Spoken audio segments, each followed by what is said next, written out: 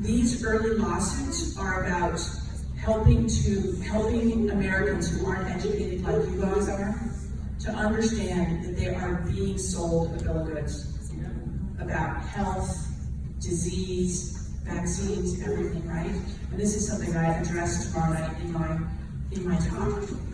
We all know that what you get from most doctors is not health, right? But the average person doesn't understand that.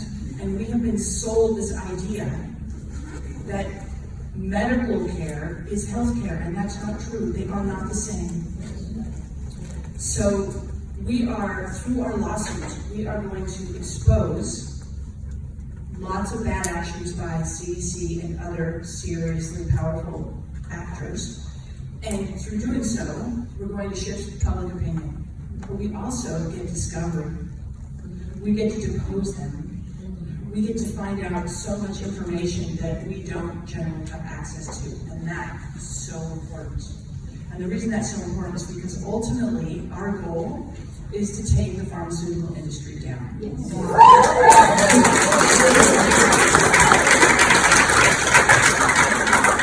I think I want to finish with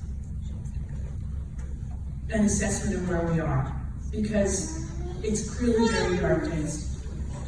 2 nights ago, I spent the whole afternoon, evening working with some plaintiffs in the LAUSD case, getting their information and talking to them about what's going on in their lives, and listening to all the threats that they're receiving and the scary letters they get from the school district. And I went to sleep, and I had been talking to one of our attorneys, and she said, listen, she's probably going to get fired, talking about this one woman. And I went to sleep that night. And I woke up about 1 o'clock and I couldn't sleep. I couldn't sleep because I felt like we had failed her and all of these other employees at LAUSD because we hadn't filed a couple of weeks ago to protect their jobs. Now, we've got so much on our plates. We're doing everything we can possibly to make it happen, but it's long, it's tedious, it's detailed, and you're dealing with all these different experts and everything to get it all together, and there are all these cases that are connected and built on each other. But I got up and I literally sobbed for hours because I just felt so sad for all these millions of people who are having to make a choice between feeding their families and risking their lives. And nobody should have to do that. And it breaks my heart. It really breaks my heart. It makes me sick. And I get literally hundreds of emails every single day from people who are being threatened with termination if they don't wear a mask, if they don't take the test, if they don't get the jab. It's really heartbreaking. But I think we're winning. Yes, we need. I follow a guy named Mark Armstrong, who's, I think, a living genius, and he always says resistance is not futile, and I put that at the bottom of all my posts on Telegram. Resistance is not futile. We are winning. We are, and let me tell you why. The Chicago police, roughly 50% of them a couple of weeks ago said, you know what? We're not coming in for the next 30 days. We're going on sick leave. Guess what happened a couple of days ago? A court ruled in their favor. No vaccine, at least delayed the vaccine mandate until January.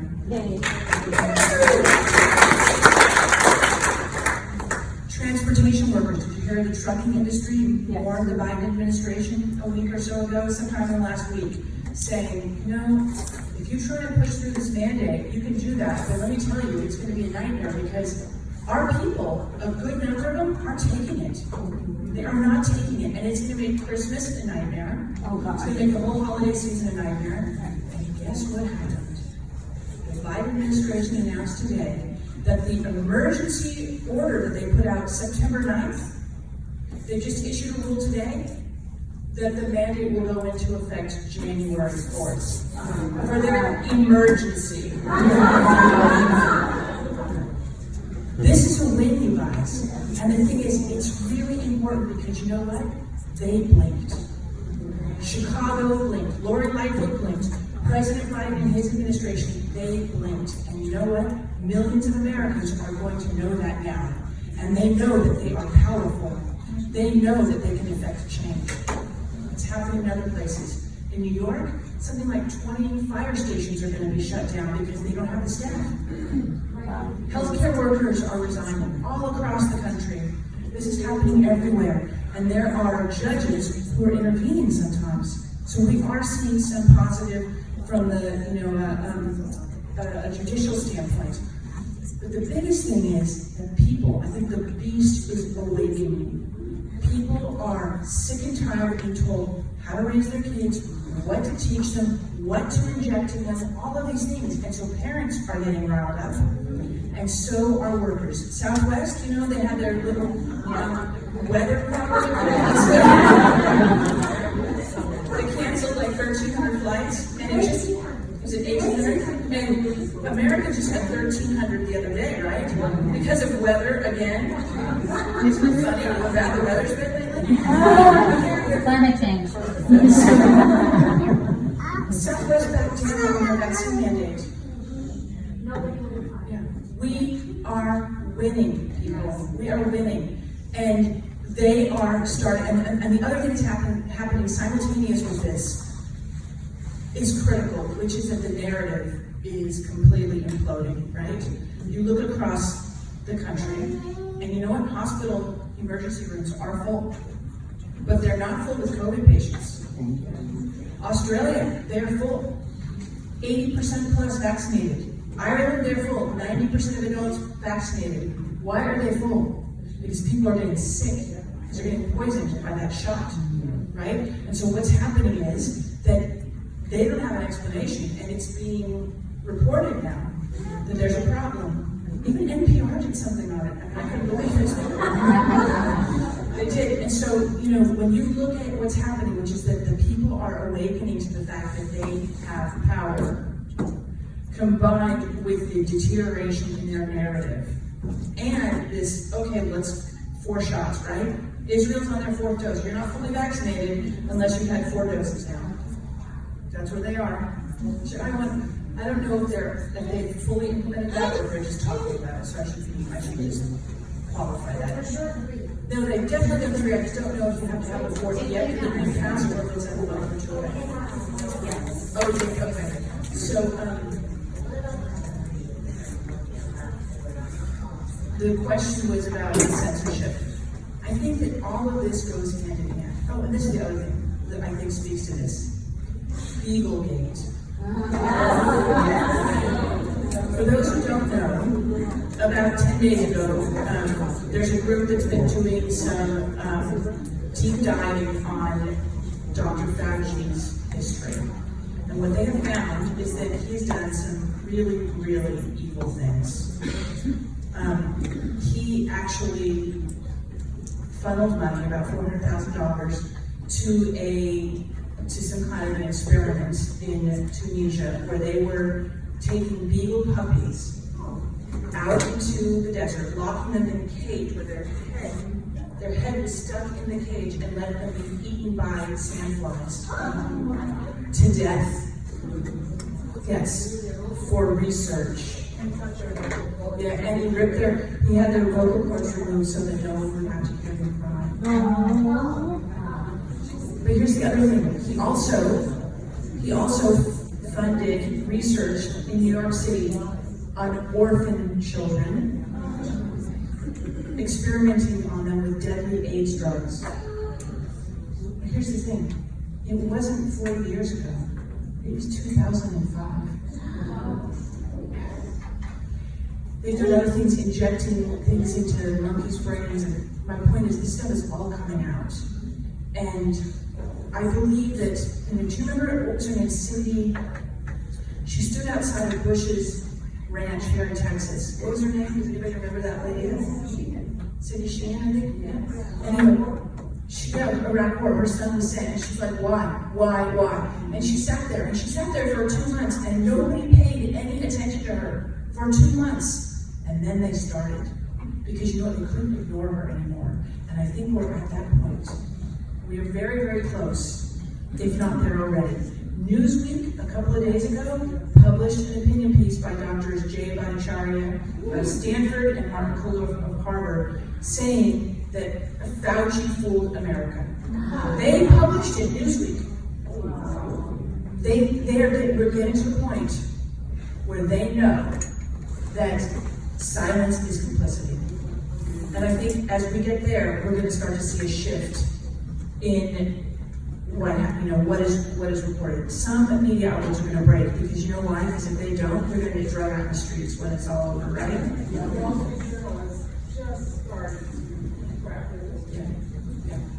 So I just want to finish with that we are, I don't think the war is over. I'm not saying that, but I think that the tide is beginning to change, right? I think that we are on the precipice of seeing real momentum build on the side of freedom.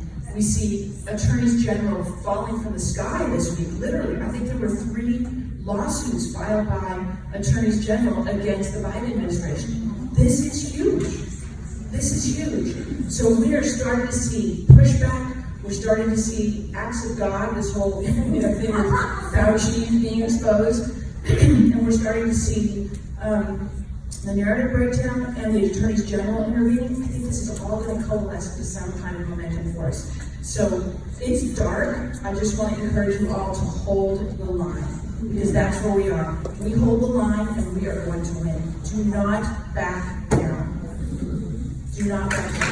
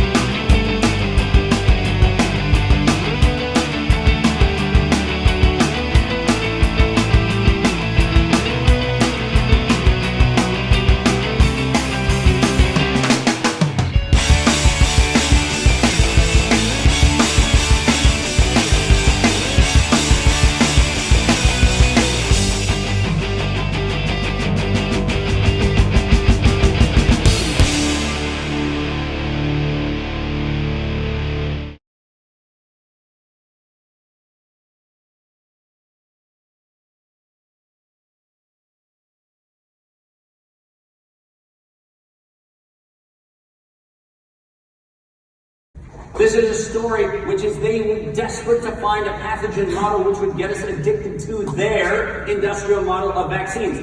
That's the war. And we're pretending like COVID's a story. No, it isn't.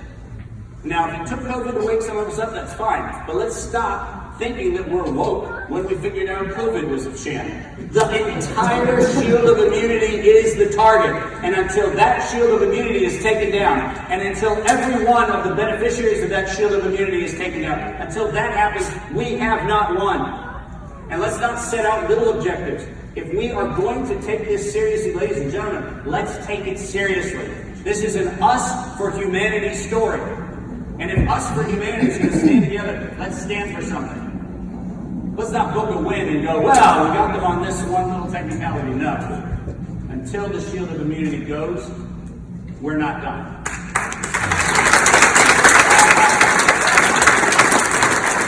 A defense contractor, ATI, based in South Carolina, was the one that got the check. So every single dollar that flows through, and by the way, if you look at how that company went from a nobody to one of the top federal contractors in one calendar year, mysteriously. It was a no-name, and now it's in the top 10 list of federal contractors, with people like Lockheed and Boeing and Raytheon and General Dynamics, like that size, and they got there in 1 year. And you go and ask the question, well, Dave, what is answer? Well, I'm going to let you dig into that a little bit, ladies and gentlemen. I'm not going to answer all your questions, but I'm going to tell you it's a cover-up. The number of CIA cover-ups that have grown through Answer is staggering. Go read their own contracting history. Don't take it from me, because I could be a conspiracy theorist. Read their own annual reports. Read their public statements. They are a cover-up. And they were put in place because the conspirators, including Pfizer, Moderna, Johnson & Johnson, Merck, and Gilead, knew that the PrEP Act was not going to give them a shield of immunity.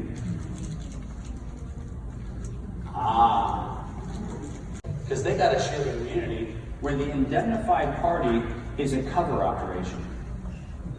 Which means that if I ever win and get people to focus on the criminality, there's a CIA cover organization called Answer, which is actually going to be the one that Pfizer and Moderna kick the liability to. They will bankrupt that company because that's what you do. And like all of the other tobacco settlements and all of the other asbestos settlements and all of the other things, they built this so that they knew that when they lose, they can crater the financially liable party. Did you hear it? Like, wow, that's premeditation, isn't it? Yes. The people who are vaccine injured and the people who are dead because of this bioweapon, those people are never going to collect a dime because that company is set up to be the bankruptcy remote entity that will get the liability. Which means we the people have an obligation to the people who have been harmed. And by the way, one of the things I'm going to be doing tomorrow at the Red Pill Expo is setting up, and I'm in advance warning you, so you can actually be the first to know. We're going to set out a public fund to actually fund the victims of the bioweapon injuries.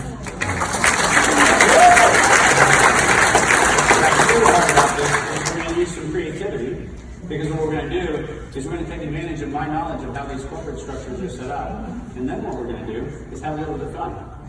As these companies all go up in flames in the stock market, we're going to short them. We're going to take the money that we make off of that and make sure that injured families get a benefit. That's a good one.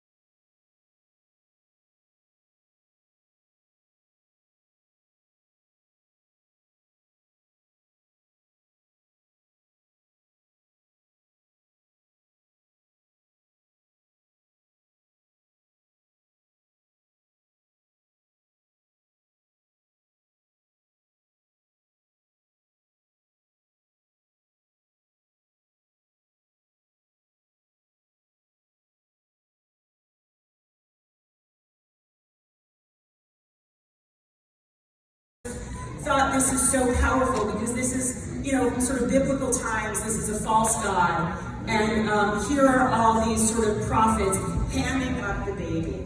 And this is where we are. And I saw somebody I saw an infant in the back of the room. Somebody who has the infants, just if you could, if it's not going to disturb your infant, stand up and show us your infant, because this is what this is all about.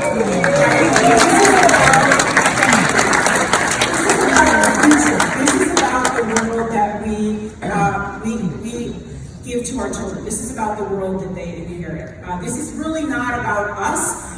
In some ways, the powers that be, they don't really think they care about us. They're going to try to deprive us of our jobs and shame us and exclude us. But that's not where the real money is. The real money and the real power is controlling the future. And they just started this 2 weeks ago, right? With the FDA authorizing the COVID shots for children 5 to 11. And then this past week, the CDC now recommends this for all children 5 to 11. So this means now the COVID shots are being recommended to all children 5 to 18, basically around the world. What the FDA and the CDC do, sad to say, is considered the gold standard for public health authorities, which are largely all captured. This is what they're doing around the world. And it's extremely distressing, and we are fighting this, and I'll tell you more about this. But it's about the kids, and they know that those clinical trials that inform this authorization, incredibly small number of children, only healthy children, under 3,000 in their whole clinical trial. We know that, healthy children, but they're telling 28 million children that they have to get these shots. The government, before the authorization, the Biden administration had already purchased 65 million childhood doses. So this whole sort of ritual going through the FDA and going through the CDC and these expert committees, I mean, clearly this was all a farce, right? This was all farcical. It's a sham. They already purchased the doses. They were already telling the CDC what the guidelines were. The American Academy of Pediatrics had already come out with the guidelines on how to do it. They'd already been alerting the pediatricians. And they're planning to push this out through the pediatricians and through the schools and through the pharmacies, right? And they're basically letting us know that they don't care about parental consent. So for instance, in Washington, D.C. already passed a law, which we're litigating right now, but the children 11 and up don't need parental consent. They are mature minors. They can decide for themselves to accept any federally approved, federally authorized or federally recommended vaccine. But even worse than that, in California and New York, which are the front runners of this whole paradigm, they are basically saying in New York City, there is going to be vaccine clinics in every public school starting November 8th on Monday, and they will accept, a parent can come if they want, allegedly, but they're going to accept verbal consent from the parents. Do you think that might lead to some mistakes every now and again? I mean, I think that's like a smokescreen for if your kid gets vaccinated. And basically, this whole paradigm rests on there's really no liability for these people in charge. This is all under the PrEP Act, which is, pandemic preparedness.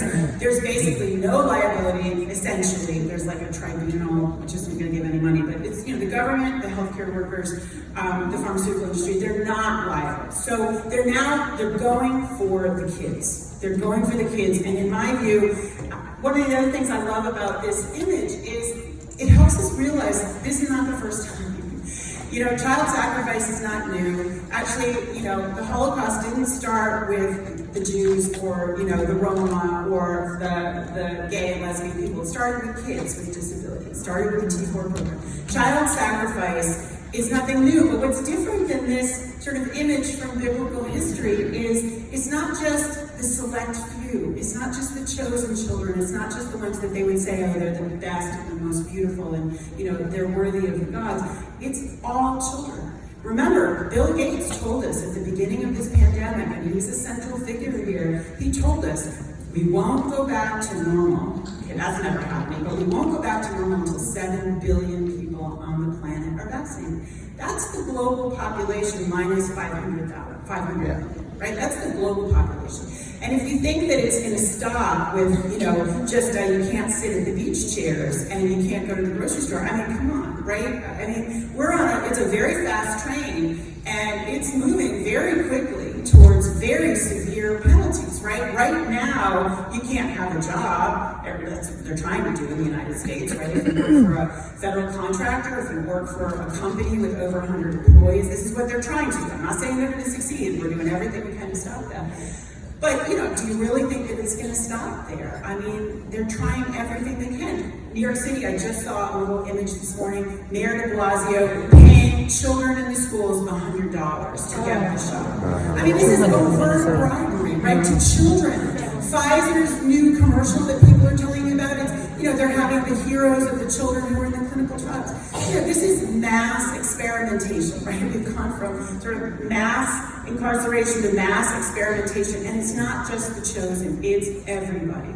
And there are cities around the world that are protesting. So this is a video that went out on our Instagram account, Children's Self Defense. I'm not a big Instagram person, but it actually hasn't even been shut down yet. Amazing. And I want to play it for you. It's like 2 minutes, but I think these are the kinds of creative new ways that we have to be thinking about to reach people.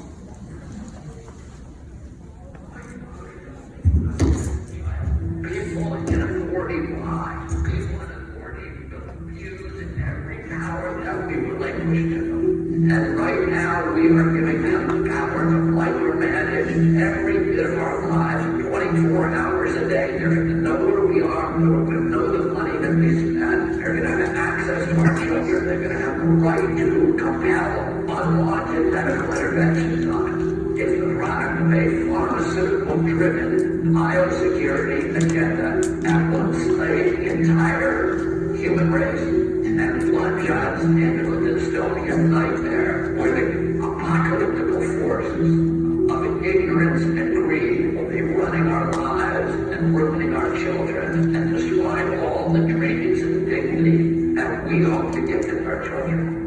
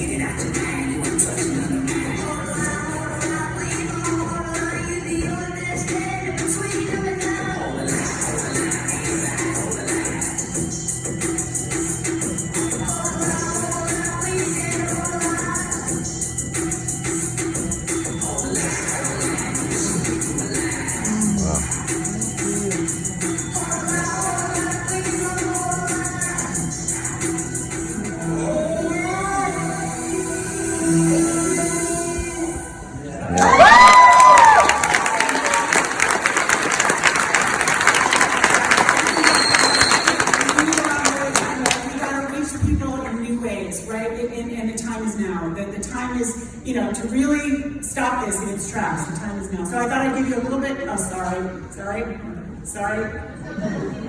Now, get Instagram, Children's Self Defense. But so I wanted to give you a little bit more humor because I think we could all use a little humor. The voice. The things you have to do to get an off-label ivermectin prescription. Orwell's book was 1948. But Brave New World, which is in some ways even more incisive to our current reality, was written in 1931. This is not a new dream of global control. It's just not. And I think if we really take that in, it kind of helps. But a little bit more humor. If you don't stop lying, you'll grow up to be a And no vaccination, no candy. That's good.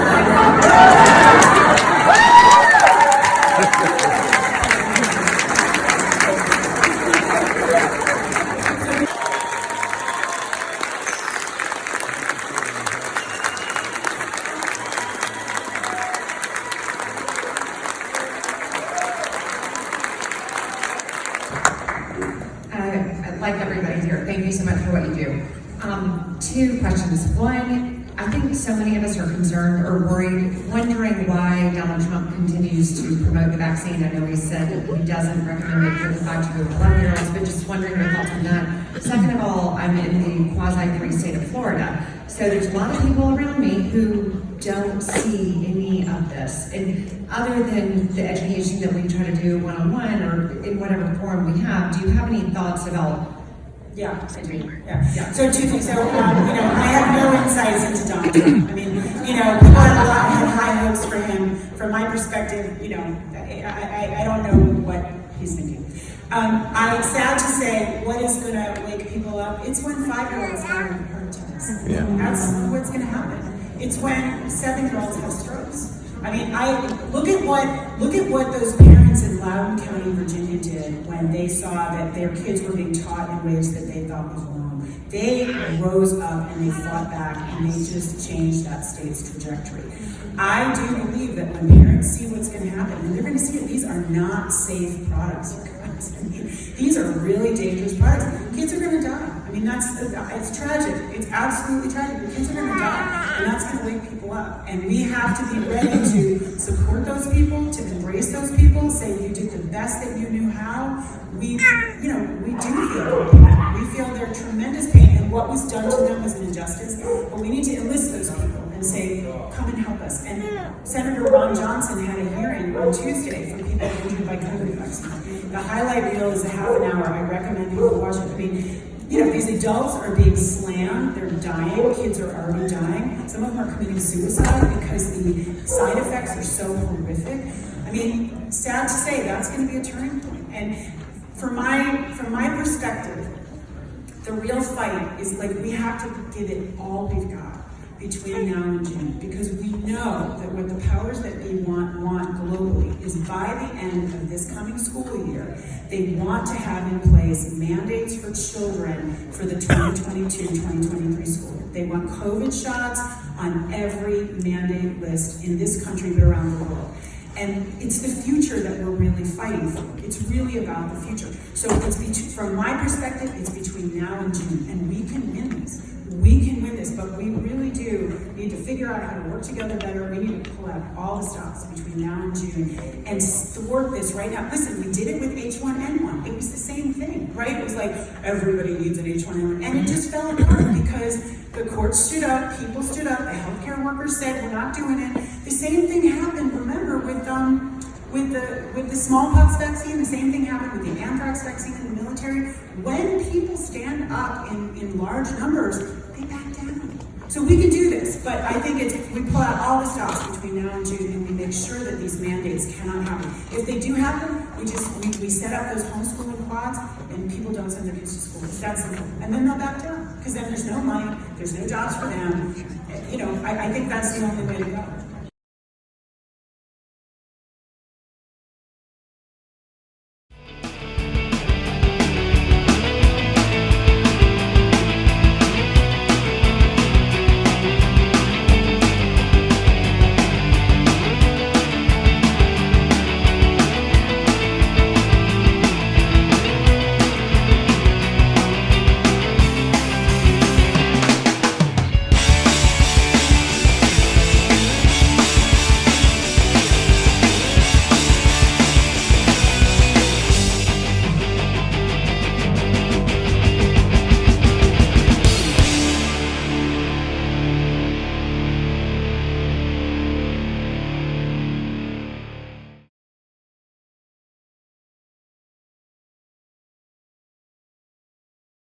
This may seem cruel to people, but there's a lot worse things than death, a lot worse. And luckily, in this country, we had in 1776 an entire generation that believed that, and that believed that it would be better to be dead and to lose all your property, to lose everything you own, so that we could have a Bill of Rights, and we could have freedom.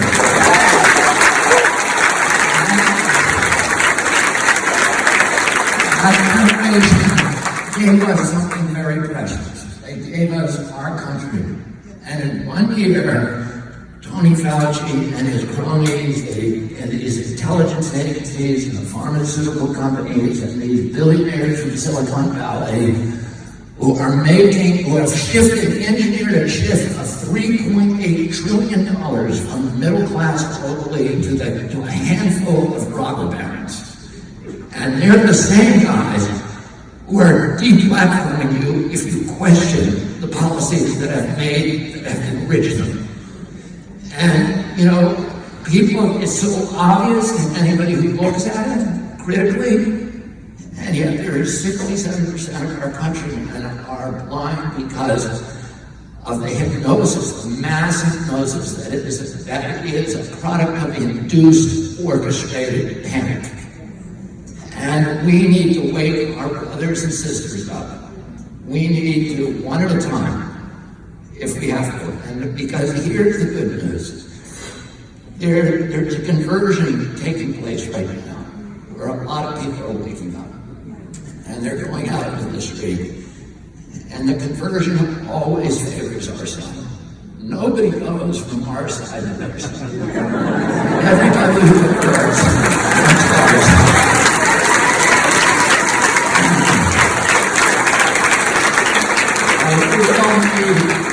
Now's the time, I never advise people, quit your job, make a spectacle of yourself.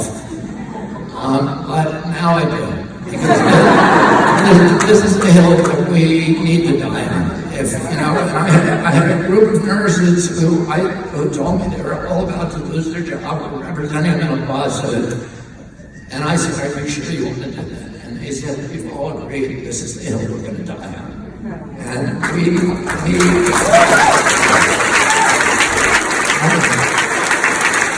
now's the time to fight. And we have to go out and we have to talk to our brethren. I just got to tell you one last thing, which is, I talked to a psychologist, really famous social psychologist the other day, and I said, how do you reach somebody? Because you know what happens when you talk to these people. They get angry at you, they get ferocious. And it's like, no. They do not, you're not going to hear it. It is a religious, it's a religious feature of orthodoxies. And it's built into us. And how do you reach somebody through that wall of orthodoxy? And he said that it's formulaic. That if you approach somebody who is part of that belief system by challenging their beliefs directly or showing them factual evidence, it will only fortify their entrenched belief. And that the way to confront them, the way to convert them, is through the Socratic method. I am asking them questions. And if they don't feel threatened from outside, the doubts begin from within. And that shatters the fortification. Anyway, let's go out and ask a lot of questions and commit a lot of civilization against it. Let's all be ready to die with our boots on. When you're in a fist fight, you don't land every blow, but you keep on swinging, and that's the only way to win. So thanks a lot.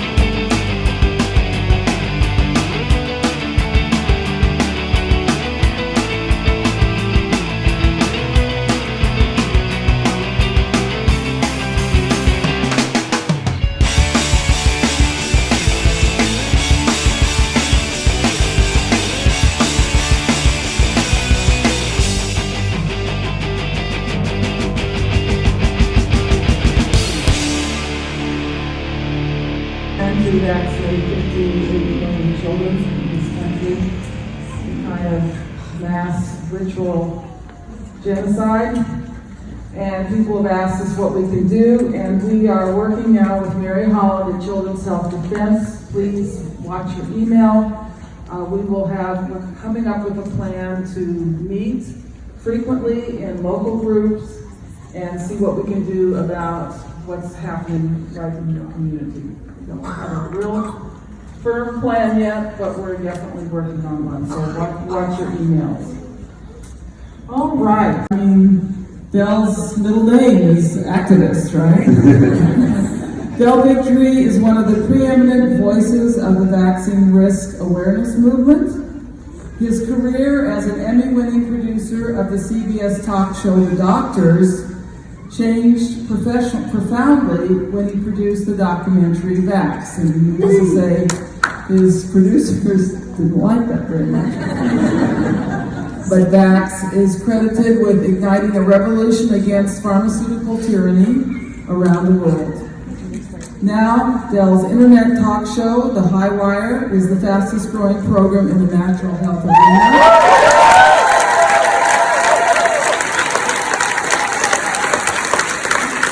With over 40 million views, his nonprofit, I love this name, ICAN, the Informed Consent Action Network at icandecide.org, is leading worldwide investigations into drug and vaccine fraud and has already resulted in multiple winning lawsuits against the U.S. government agencies such as Health and Human Services, NIH, FDA, and CDC. And I'm sure you're going to hear about that.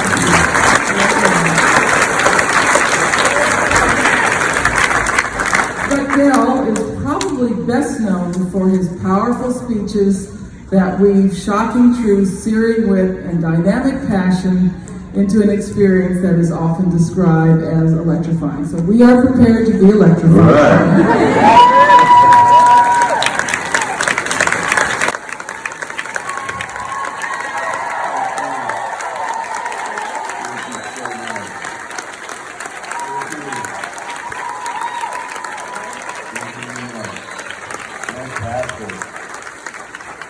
That means a lot to me from such a powerful activist. Thank you.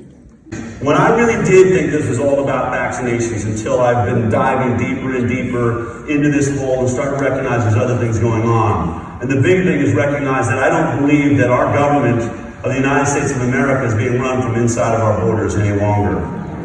And this vaccine issue, though it is the most important issue of our time, is only the tip of the spear of an entire transhumanism agenda to take away the world as we know it. Now, I don't know if anybody's played this video, but if they haven't, this is the World Economic Forum, run by Klaus Schwab. We have a president of the United States right now that believes in these concepts, is going to Davos, Switzerland when they have meetings.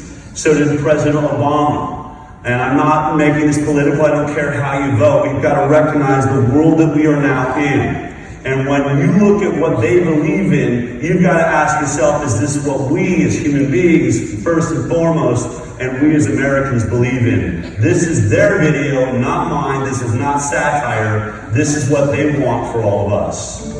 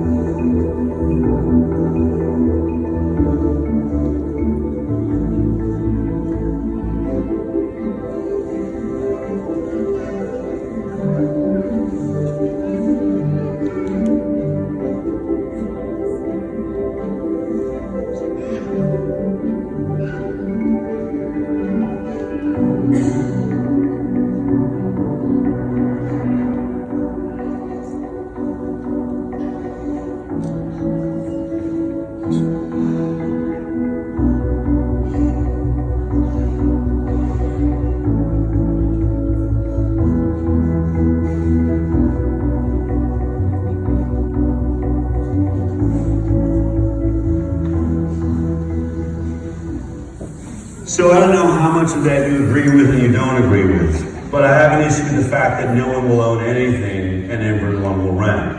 Now, I grew up in Boulder, Colorado. I have some pretty liberal friends, and a couple of them say, I don't see the problem with that. We're all equal in that world. I said, you're going to be renting from somebody. Who is that? Right? Someone's not going to be equal with you. And then the idea when we think of the diet. synthetic meats and synthetic foods versus real meats and the healthy lifestyle you've been here discussing this entire weekend will be made illegal for you. But probably the most terrifying part of this is when they say the United States of America will no longer be a superpower in this world. I want you to think about that. What about the United States of America shouldn't be leading? I mean, even with all of our issues, however you look at it, we still lead the world in talking about gender, in talking about race, in talking about health, in talking about freedom, and we're not going to be at the table? Now imagine that statement is being made. Okay, fine, that sounds like my enemy. I get it, you're against me, but we have presidents of the United States that are going to these meetings? And wouldn't it be terrifying if they were putting out slogans from the World Economic Forum that you were hearing on the mouths of who are supposed to be the leaders of the United States of America? With 100 or more employees that together employ over 80 million workers to ensure their workforces are fully vaccinated. All right, let's go, Brandon.